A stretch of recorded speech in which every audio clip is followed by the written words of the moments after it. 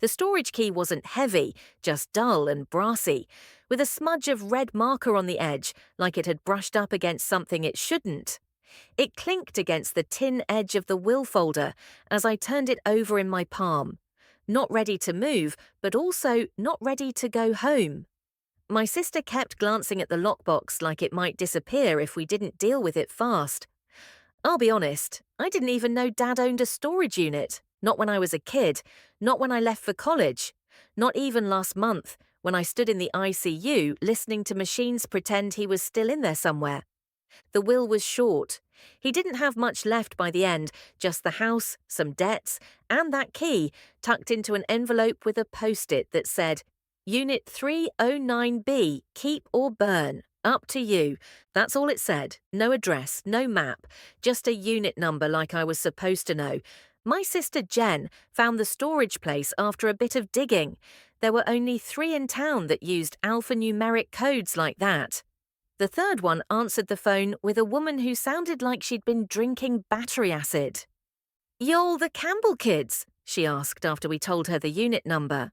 "Yeah, he's been gone 2 weeks. You better come get that cleared. Clock's ticking before we auction it." She hung up without waiting for us to say yes.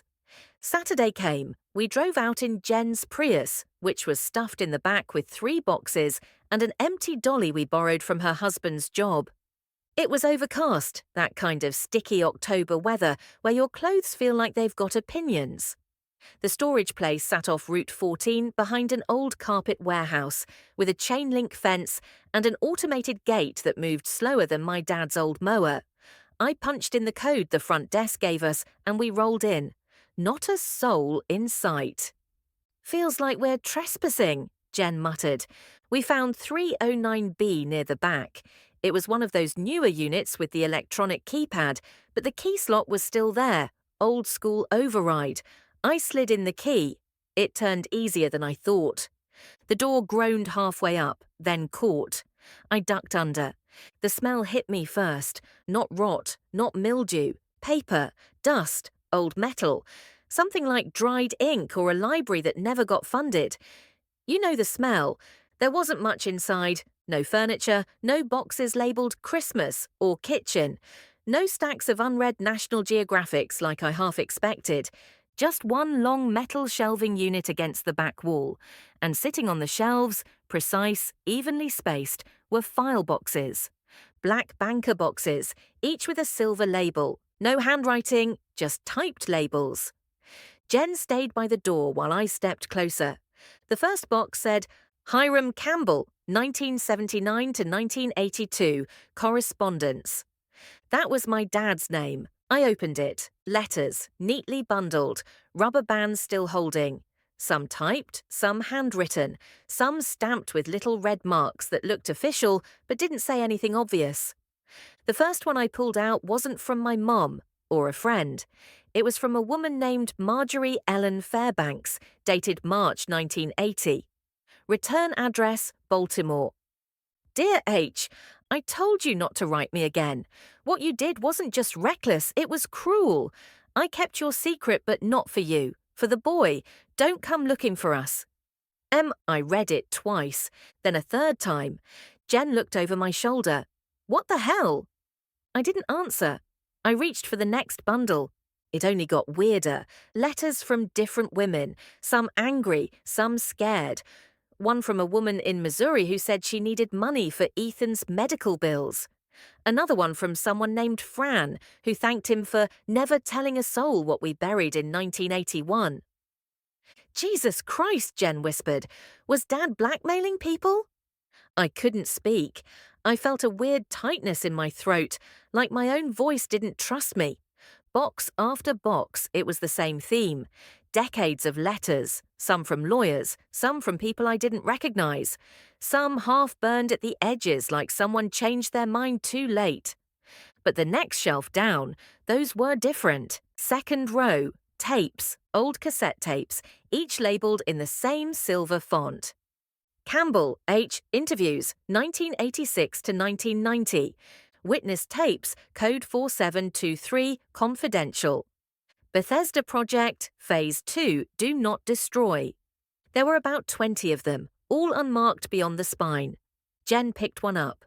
"We don't have a player," she said. "I do," I said. "In the garage." "It's in the old stereo Dad gave me freshman year." She raised an eyebrow. "You kept that thing?" "I thought he gave it to me because he was proud," I muttered, "not because he needed to offload evidence." Jen laughed, but it was hollow. She sat on the dolly and stared at the row of boxes. I crouched in front of the bottom shelf. There was only one box left, smaller than the others, about the size of a shoebox. The label was plain white. "Evidence, if found, destroy." It wasn't locked. I opened it.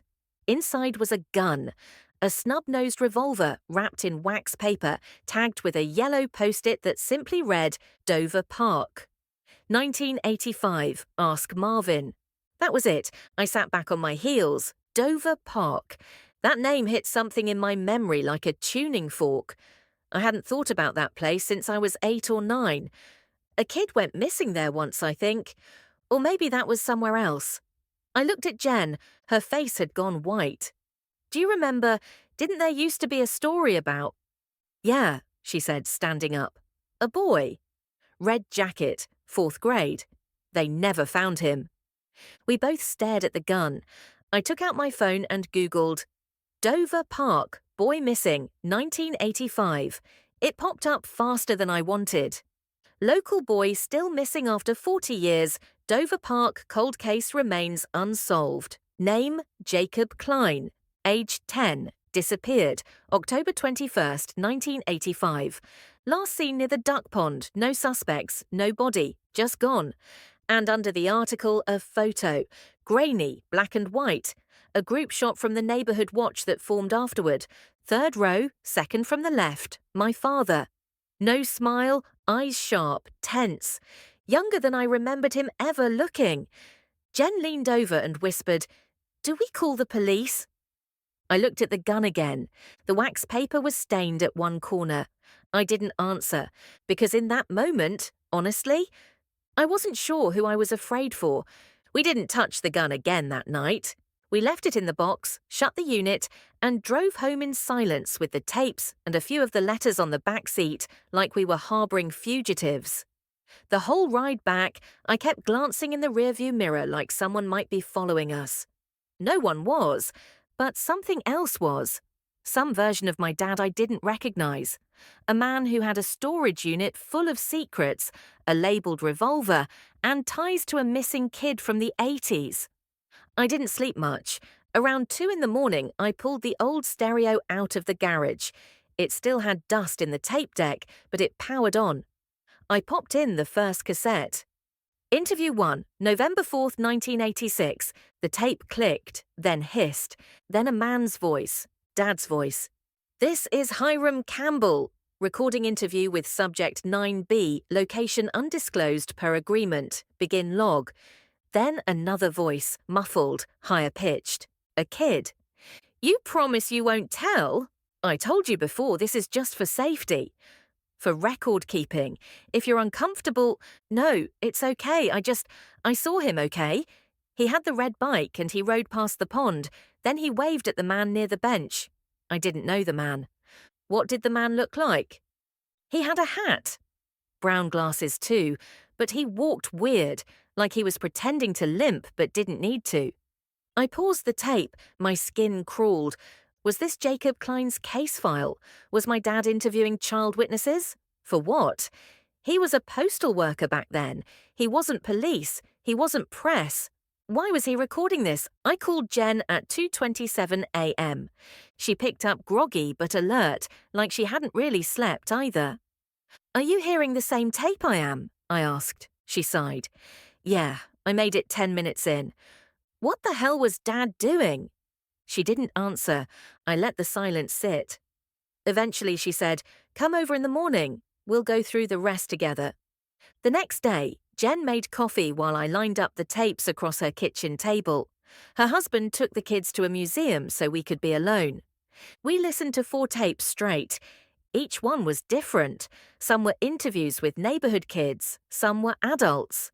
One was a woman who sobbed through most of her recording, repeating, "I didn't know he'd go that far. like it was a prayer. One tape was just static.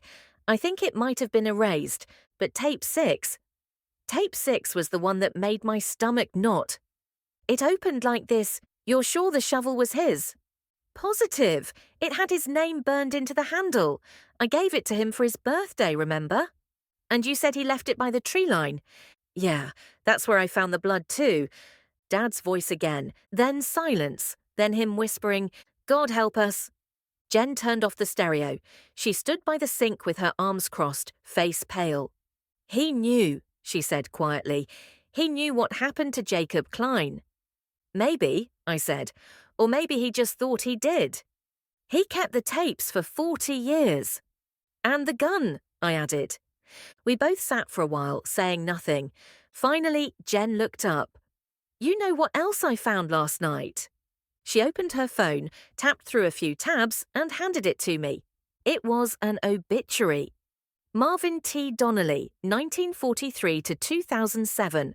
The same name from the sticky note, "Ask Marvin." He died 18 years ago, buried in a veterans cemetery across state lines. Below the obituary, Jen had found an old classified ad from 1984. It was placed by Marvin himself. "Need discreet handyman with no paper trail, short-term job, pays cash, Dover area." That was it. No phone number, just a P.O. box. But it was dated 3 weeks before Jacob disappeared. I felt like the floor had shifted under us. "Do you think Dad helped him?" I asked. "I don't know." "Do you think he was him?" Jen flinched like I'd slapped her. "No," she said firmly. "Dad was a lot of things, but he wasn't a child killer." We let that hang.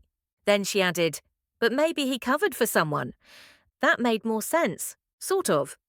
That afternoon we went back to the storage unit. I didn't want to, but Jen insisted, said we should document everything. Take photos, label it, make a plan. When we got there, the place looked emptier than before. The gate creaked slower. A tumbleweed actually rolled past the loading dock. It felt like a cliché. We opened Unit 309B again. Same rows of boxes, same gun on the bottom shelf. But there was something new, a slip of paper, white printer paper folded in thirds and stuck to the inside wall of the unit, like someone had left it there. I opened it, typed, no signature. "You weren't supposed to find this, but if you do, know this. I did what I had to do. I couldn't save him, but I made sure it wouldn't happen again. I made sure he wouldn't happen again. Tell no one, burn everything, walk away, or open the last drawer." There was no drawer in the unit, but Jen and I looked at each other the same moment. Her voice barely came out. "The old desk." Back at our childhood home, in the garage behind the tools and lawn bags, sat our dad's battered oak desk. He never let anyone touch it. Mum used to joke that he had state secrets in there. He didn't. Just old receipts, half-dead pens, and a stack of yellowing tax forms. But at the very bottom, behind the middle drawer, was a false panel. We never noticed it as kids. Jen reached in with a screwdriver and popped it loose. Behind it was a manila folder, one word on the front, Klein. Inside were two things, a photo and a map. The photo was of a man I didn't recognize, thin, sharp-jawed, with heavy glasses and a brown hat. On the back, scrawled in pen, "The one who watched, Marvin's friend, 1985. The map was of Dover Park, drawn by hand, red X's in 3 spots, one by the pond, one behind the restrooms, and one out near the woods, where the trails start to fade, a circle around the 3rd X, and under it, in my dad's messy scrawl, "Only dig if you're sure you want the truth." Jen and I stared at each other, and I swear for the first time in days, I felt my pulse steady. Because the question wasn't whether we'd go, it was how fast we could get there. Dover Park hadn't changed much since I was a kid. Same rusty swings, same duck pond with the algae sheen across the top. A few more warning signs now. A plaque near the restrooms said, "Dedicated to the memory of Jacob Klein, 1975 to 1985. No mention of how or why. It was Sunday morning, just past 9, early enough that most people were still home. We brought shovels and gloves, packed in Jen's car like we were going camping. I parked near the trailhead and double-checked the map Dad had drawn. The third red X was near the outer trail, past where the pavement ended and the brush grew thicker. No benches out there. Just dirt, thorny vines, and those weird old concrete drainage pipes that looked like portals to nowhere. We hiked 10 minutes in silence before Jen finally spoke. "Do we even know what we're looking for?" "No," I said, but we were looking anyway. We found the clearing around 9:40. It wasn't big, just a dip in the ground between two gnarled trees. The soil there looked different, like it had once been disturbed but had since settled back with time. There was moss, sure, but less growth. The colour was off. Jen stood still, breathing hard. "You sure?" I looked at the map again, then nodded. We started digging. It wasn't fast. The dirt was packed under the surface, layered with old leaves and stubborn roots. Every few inches, I expected to hear that hollow thunk you get in movies. But there was just silence, except for the shovel scraping and Jen's breath hitching. About an hour in, Jen hit something. Not a box, not a bone, a bag, plastic, heavy duty, duct taped along the seams.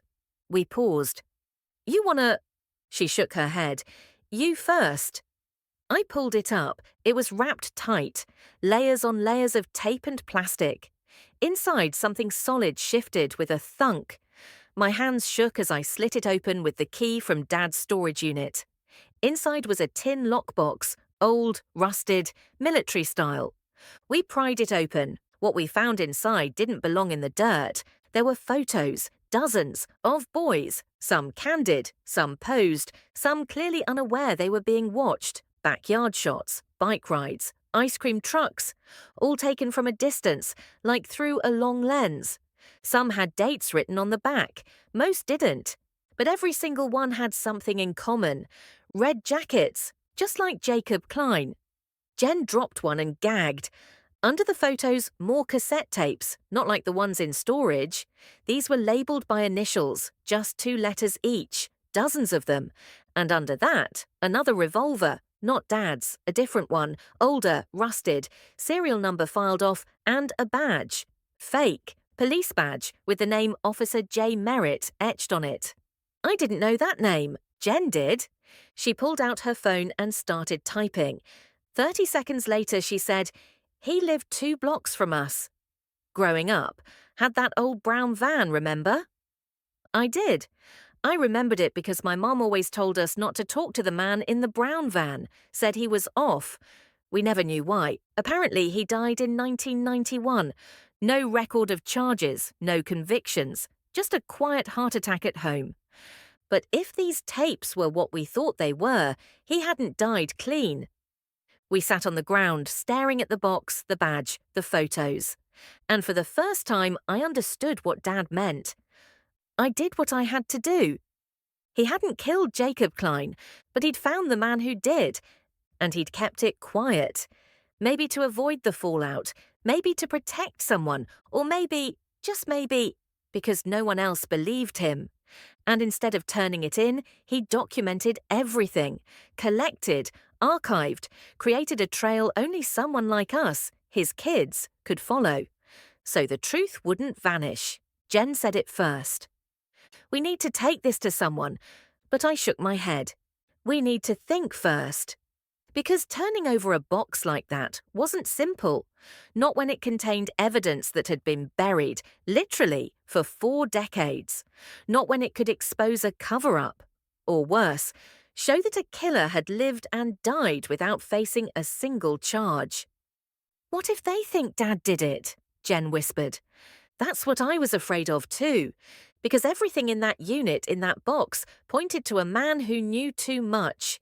And now that man was gone, leaving us to decide, burn it like he said, or open it like we did. We left the park that day with the box in Jen's trunk and 10 photos set aside in an envelope, just in case. I spent the next week calling a retired detective I used to mow lawns for as a kid. He still lived in town, still had some friends on the force. He took the meeting, he listened, then he asked for the tapes. I gave him 3. He made no promises. 3 weeks later, an article appeared in the local news. New evidence emerges in 1985 cold case. The article didn't name Dad. It didn't name us. It said an anonymous source had come forward with materials that might finally answer what happened to Jacob Klein. They were reopening the investigation, quietly, no headlines, no press conferences. But it was enough. Enough to make sure Dad's trail didn't disappear into silence. Enough to make sure someone remembered. We had the storage unit cleared by the end of the month. I didn't burn the tapes, but I didn't keep them either. I digitized everything, encrypted it, and saved it in a secure vault under a lawyer's name, one who owed me a favor. If anything ever happens to us, the whole thing goes public, because some truths don't belong in the ground. Some truths deserve daylight, even if they arrive too late to save anyone, even if they change how you remember the man who raised you. My dad wasn't a hero, but he wasn't a monster either. He was a man who made a choice to document instead of disappear, to hold on instead of letting go, to leave a key just in case someone came looking. And I'm glad we did, because what we found changed everything, not just about him, but about what it means to carry someone's legacy, even when it terrifies you, even when you wish you could forget.